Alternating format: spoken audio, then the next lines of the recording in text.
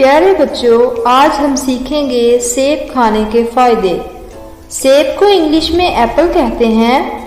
सेब हमारे दिमाग को तेज करता और खून बनाता है। खून बनाने के साथ साथ सेब हमें ताकतवर भी बनाता है। आम को इंग्लिश में मैंगो कहते हैं। मैंगो हमें बहुत सी बीमारियों से बचाता है और हमारी याददाश्त को अच्छा करता है। केले को इंग्लिश में बनाना कहते हैं। केला हमारी हड्डियों को मजबूत करता है।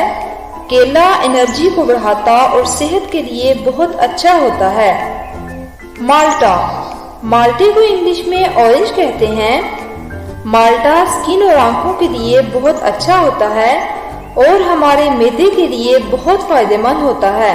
हमारे डाइजेस्टिव सिस्टम को स्ट्रॉन्ग बनाता है।